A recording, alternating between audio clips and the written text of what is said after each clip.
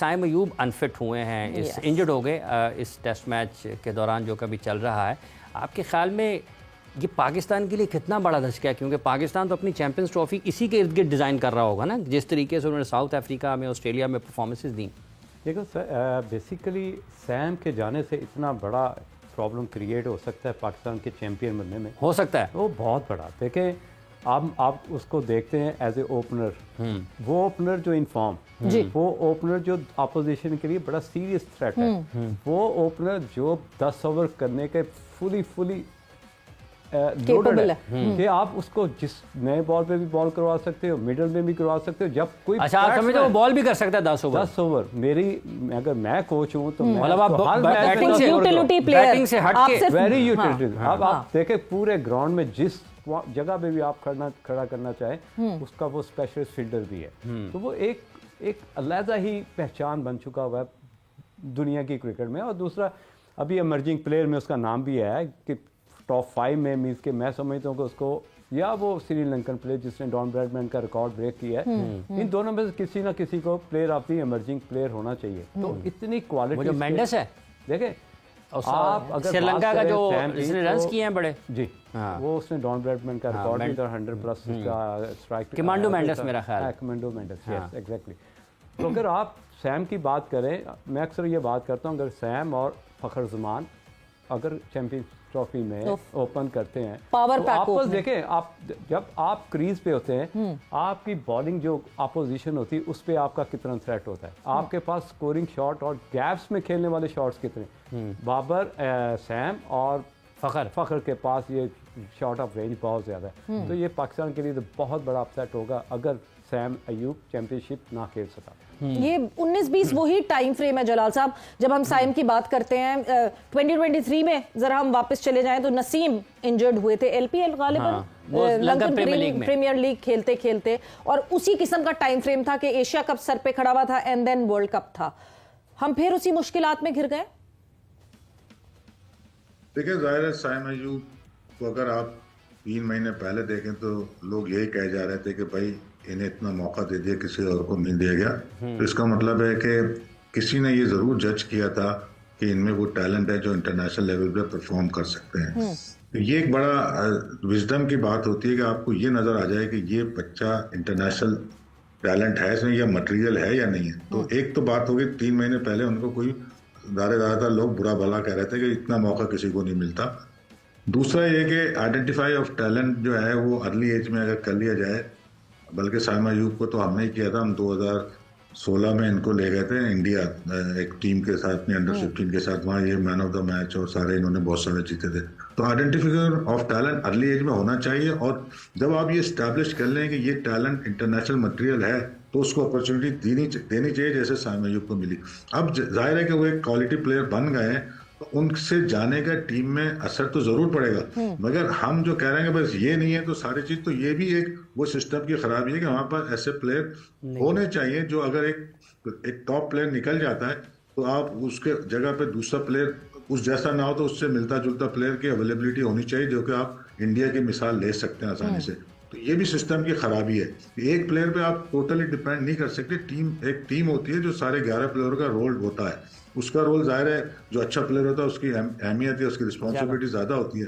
तो मगर ये चीज होना भी एक खराबी है। साइम अयूब से जरूर फर्क पड़ेगा, मगर इसका अल्टरनेट नहीं होगा। मगर लग ये रहा है कि अब शायद फखर जमान को अब शायद माफी मिल जाए, क्योंकि साइम अयूब शायद नहीं होंगे। फखर जमान की माफी आसान हो गई है मुजाहिद साहब इसके बाद। देखो इमरान, बात ये है कि मैं साइम अयूब को क्यों इतना हाईली रेट कर रहा हूँ, उसके पीछे एक चीज़ है कि जो उसने दूसरे मैच में one day cricket against south Africa inning खेली, पिच थोड़ा सा स्टिकी था, रुक के आ रहा था, उसमें उसने शॉट को कंट्रोल किया, मिनिमाइज किया और मिल्किंग किया, सिंगल डबल्स पे किया, नेचुरल गेम से हट के खेले। गेम से हट के जब आप मैच्योरिटी की तरफ जाते हो और उस लेवल पे आपको ये फील होना शुरू हो जाए कि यार मैं रिस्पॉन्सिबिलिटी ले सकता हूँ, मैं मैच विनर बन सकता हूँ, तो उस मैच में वो सारी रिफ्लेक्शन नजर आई जो एक क्वालिटी प्लेयर्स में जो मैच्योरिटी की तरफ इतनी रैपिडली जा रहा है। तो ये सिर्फ टैलेंट की बात नहीं है, आप फ़कत के साथ साथ मैच्योर और ग्रो किस तरह कर रहे हैं वो ज़्यादा इंपॉर्टेंट होती है। अच्छा जलाल साहब, आप जब अभी फास्ट बॉलर्स की बात कर रहे हैं, पाकिस्तान की ये टीम जो कि इस वक्त साउथ अफ्रीका में खेल रही है, आप इसको मजमूई तौर पर इस टूर से क्या आपके ख्याल में, कुछ जैसे बाबर ने रन्स किए हैं, रिजवान के गलत शॉट्स हैं, पाकिस्तान के बैटर्स मिडिल ऑर्डर में आपको लगता है कि टेस्ट मैच बैटिंग के लिए उतने ज़्यादा तैयार नहीं है? देखिए, अब तो हम पहले ही कह रहे हैं कि मैं तो कह रहा हूं कि हमारा जो ओवरऑल टीम है वो उनकी टीम से स्टैंडर्ड में कम है। वो तो एक तयशुदा बात है और बार बार ये चीज़ें साबित होती रही हैं। जो भी साइम अयूब के बारे में मुजाहिद जमशेद कहते, that is call adaptation. Adaptation जिस प्लेयर को आती है वो जाहिर है कि क्वालिटी प्लेयर में उसका शुमार होता है। ये one of the quality of player है कि अडॉप्ट करे कंडीशन को, नॉट ए सिचुएशन। हमारे यहाँ सिचुएशन को अडॉप्ट कर लेते हैं, कंडीशन को अडॉप्ट करने की जरूरत होती है। जो साइम अयूब ने सीख लिया तो बहुत अच्छी बात है। और ओवरऑल जो हमारा जो है, अभी मैं ये कह सकता हूँ, जो मेरा अपनी ज़ाती ओपिनियन है कि हमारा, जैसे किसी ने सुना था कि शायद आकिब जान ने कहना कि हर फॉर्मेट की अलग टीम होनी चाहिए, ज़रूर होनी चाहिए अगर आपके पास वो वॉल्यूम ऑफ प्लेयर मौजूद है। उस और जो आप टैग करते हैं ना किसी को, ये टेस्ट का प्लेयर है, ये वनडे का प्लेयर है, कोई किसी ने आज तक बताया कि एक टेस्ट प्लेयर की क्या रिक्वायरमेंट होती है या T20 की होती है, और जिस प्लेयर को ले रहा है उसमें ये मौजूद है? आज तक हमने देखा नहीं। मेरी जाती राय में जो शान मसूद हैं वो वाइट बॉल के प्लेयर अच्छे हैं, वो टेस्ट प्लेयर के है ही नहीं। चाहे वो 100 भी बना ले, मगर उनकी जो ज़्यादा, जिसे हम कहते हैं वो परफॉर्म कर सकते हैं फॉर पाकिस्तान, वो वाइट बॉल क्रिकेट में कर सकते हैं। तो ये जो टैग लगाना या टैग करना किसी को, ये टेस्ट प्लेयर है, ये वो है, उसकी डेफिनेशन डिफाइन करके करें तो हमें भी समझ में आए कि क्यों इसको टेस्ट प्लेयर, टेस्ट क्रिकेटर का टैग लगा हुआ है, इसको क्यों T20 का लगा हुआ है। बस जिसको चाहते हैं T20, और अगर आपके पास वो प्लेयर अवेलेबल नहीं है जो हर फॉर्मेट में खेल सके, तो जो टेस्ट प्लेयर होता है जो परफॉर्म करता है टेस्ट में, वो हर फॉर्मेट में खेल सकता है। सिर्फ उसको अडॉप्टेशन करनी आनी चाहिए। वो जो टेस्ट में परफॉर्म कर सकता है वो हर क्रिकेट में कर सकता है। सिर्फ उसकी जो डिफरेंट फॉर्मेट की अडॉप्टेशन है वो अगर उसको क्विकली आती है तो वो खेल सकता है। तो इसलिए जरूरी नहीं जो टेस्ट प्लेयर हो वो T20 या वनडे में नहीं खेल सकता, बिल्कुल खेल सकता है, मगर उसकी वो जो मैंने बात की है अडॉप्टेशन वाली क्वालिटी अगर उसमें मौजूद है तो वो खेल सकता है। और अगर आपके पास वाकई इतना प्लेयर का वॉल्यूम मौजूद है, अभी तो फिर आप उसकी तरफ जा सकते हैं। प्लेयर की वॉल्यूम होती है, जाहिर सी बात है, आप फॉर्मेट टू फॉर्मेट जो है डेफिनेशन डिफाइन करना जरूरी है कि ये क्यों T20 का प्लेयर है। फॉर्मेट टू फॉर्मेट फिर आप डिवाइड कर सकते हैं, ऑब्वियसली उसको जस्टिफाई करना बहुत जरूरी है। बट जहां हम बात कर रहे हैं कि साउथ अफ्रीका में जिस तरह की पाकिस्तान टीम की परफॉर्मेंस हुई, बट फॉलो ऑन के बाद पार्टनरशिप लगना, शान और बाबर आजम वापस रन्स में दिखना, सबसे मेरे ख्याल से एक इंपॉर्टेंट चीज पाकिस्तान के लिए कि that he has started gaining that confidence, जिस कॉन्फिडेंस की हम बात कर रहे थे। जब हम इन ओपनिंग पार्टनरशिप्स पे नजर डालते हैं तो क्या कमाल किया इस ओपनिंग पार्टनरशिप में, आपको दिखाते हैं।